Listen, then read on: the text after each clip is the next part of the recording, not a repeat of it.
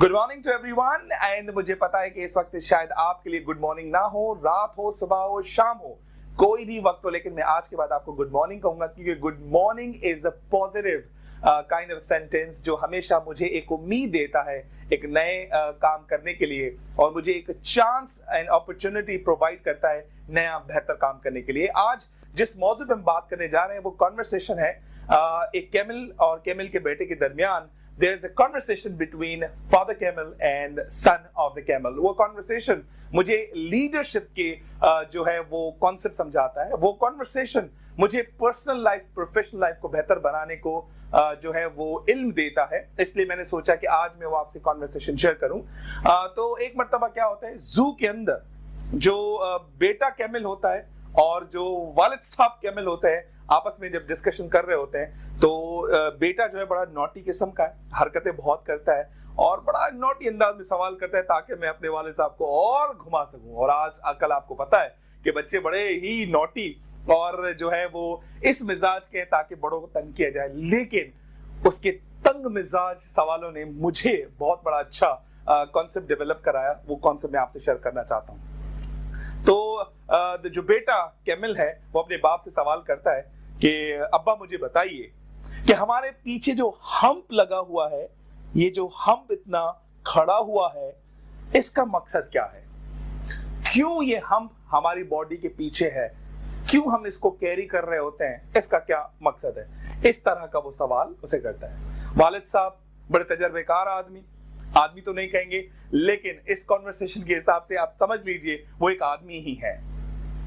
वालिद साहब उसे जवाब देते कहते हैं कि हम जो है वो रेगिस्तानी इलाकों के लिए पैदा किए गए हैं। हमारे बॉडी स्ट्रक्चर, हमारी फिटनेस और हमारे जितनी एबिलिटीज हैं वो रेगिस्तानी इलाकों के लिए नेचुरली बनाई गई हैं। जब हम रेगिस्तान के इलाके में चलते हैं और आगे जब बढ़ते हैं तो दूर दराज इलाकों में प्लांट्स, ट्रीज और खाने के जो मामलात होते हैं वो बहुत कम होते हैं। किसी जगह अगर हमें खाना मिल जाता है, हम अपना उस वक्त का पेट तो भरते हैं, लेकिन फिर हम अपना खाना खाकर उस हम्प के अंदर क्या करते हैं, स्टोर करते हैं। आगे चलते हुए अगर हमें कहीं खाना नहीं मिले तो उसमें स्टोर्ड जो खाना है उसको हम यूटिलाइज करके अपनी लाइफ को बैलेंस कर सकते हैं, डाइट को प्रॉपर क्या कर सकते हैं, यूटिलाइज कर सकते हैं। इसलिए ये हम्प तैयार किया गया था।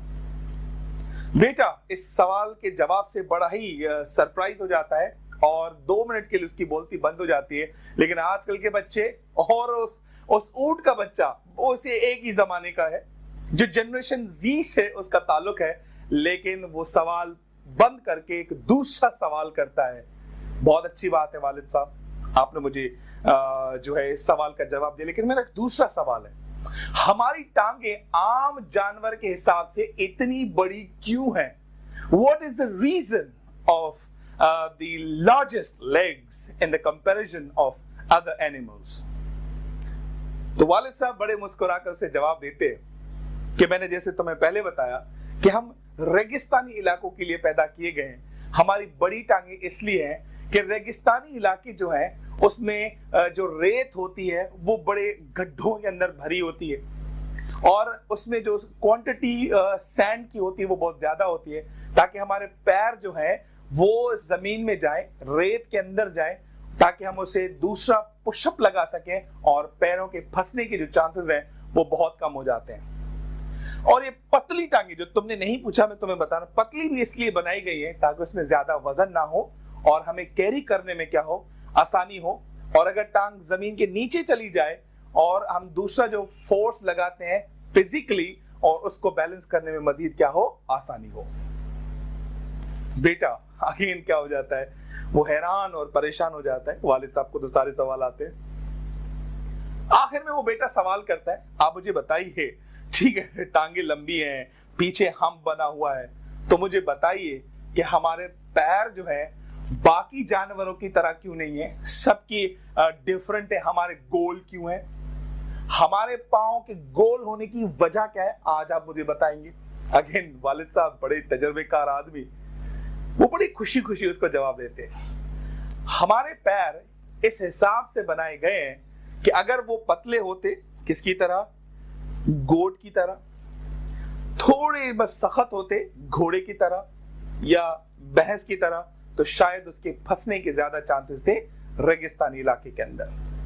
हमारे गोल इसलिए है कि जब हम पैर रखेंगे तो वो इतना अंदर नहीं जाएंगे जितना एक आम आदमी या किसी दूसरे जानवर के अंदर जाएंगे, क्योंकि हमारा बेस साइज पांव का बड़ा होगा तो वो जमीन के अंदर इतना, रेत के अंदर इतना नहीं घुसेगा जैसे बाकी जानवरों के घुस जाएंगे।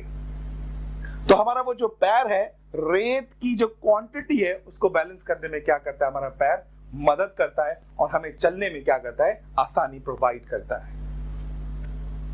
बेटा अगेन हैरान और परेशान हो जाता है, उसे कहता है कि ठीक है हम समझ आ गया, टांगों का एग्जांपल समझ आ गया, और आप मुझे ये कह रहे हैं कि पैर हमारे गोल है, उसकी लॉजिक भी समझ आ गई। तो इतना सब सुनने के बावजूद हम इस चिड़ियाघर के अंदर क्या कर रहे हैं? वो कैमल एज अ फादर, वो कैमल एज अ सन, वो दोनों चिड़ियाघर में ये कॉन्वर्सेशन कर रहे थे। इस वक्त वालिद साहब जो कैमल का रोल अदा कर रहे हैं वो वहां पर चुप हो जाते हैं, आगे बात नहीं करते।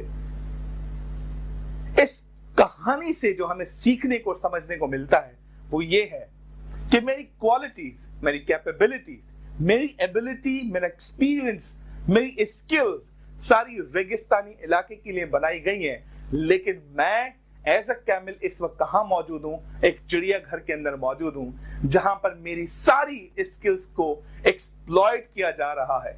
जहां पर मैं वक्त बिता रहा हूं वहां पर मेरी स्किल का कोई किरदार नहीं है। There's a no role of my skills and abilities over here in the zoo. तो मैं आपको सोचने में इस वक्त मजबूर करूंगा कि think about yourself. If you have been graduated in marketing, क्या आप मार्केटिंग की जॉब कर रहे हैं? अगर MBA फाइनेंस के अंदर किया है तो क्या आप फाइनेंस से रिलेटेड जॉब कर रहे हैं? अगर आपने मास्टर्स लीडरशिप के अंदर किया है तो क्या आप लीडरशिप का रोल अदा कर रहे हैं कि नहीं कर रहे हैं? MBA एंटरप्रेन्योरशिप में किया है तो क्या आप कारोबार कर रहे हैं या नहीं कर रहे हैं?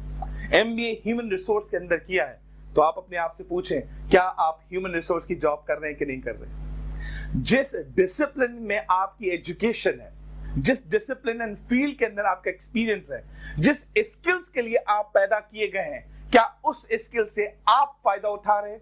आपकी ऑर्गेनाइजेशन फायदा उठा रही है? या फिर जिस जगह आप अपनी सर्विसेज दे रहे हैं उस जगह को आपके होने से क्या फायदा हो रहा है? क्या आप उस कैमल की तरह तो नहीं कर रहे? इतना तजर्बा होने के बावजूद, इतनी नेचुरल स्किल्स होने के बावजूद कहीं आप चिड़ियाघर के अंदर तो नहीं है? फाइनेंस की MBA करने के बाद या फाइनेंस के अंदर लिटरेसी हासिल करने के बाद कहीं आप छोटी मोटी एडमिन की जॉब तो नहीं कर रहे? MBA HR करने के बाद कहीं बैंक पर रिसेप्शनिस्ट की जॉब तो नहीं कर रहे? MBA मार्केटिंग करने के बाद door to door insurance sales तो नहीं बेच रहे? MBA मैनेजमेंट एंड ब्रांडिंग करने के बाद किसी लोकल कंपनी के अंदर अकाउंटेंट तो नहीं है? और मैं उम्मीद करता हूं ये सारे सवाल जो मैंने अभी आपसे किए हैं किसी को हिट हुए होंगे। क्या आप ACCA करके किसी एडमिन की जॉब तो नहीं कर रहे? ACCA क्वालिफाइड होने के बाद किसी आप लोकल कंपनी के अंदर एक छोटा रोल तो प्ले नहीं कर रहे? Ask yourself, these are all my reservations. और उम्मीद करता हूं कि आप केविल की तरह रोल प्ले नहीं करेंगे, बल्कि आप रोल प्ले करेंगे एज अ लायन, जो जब जंगल में होता है वो वही बादशाह होता है, जब वो चिड़ियाघर के अंदर भी होता है तो वो वहीं भी बादशाह का किरदार अदा कर रहा होता है। और उम्मीद करता हूं कि आप इस वीडियो को अपनी पर्सनल लाइफ के अंदर पर्पसफुली इस्तेमाल करेंगे और लोगों के साथ शेयर करेंगे। और जब आप ये वीडियो सुने तो आप सब्सक्राइब कीजिएगा, वो बेल बटन आइकन को क्लिक कीजिएगा, कमेंट कीजिएगा, सवाल पूछिएगा ताकि मजीद मैं आपको जवाब दे सकूं। Thank you very much.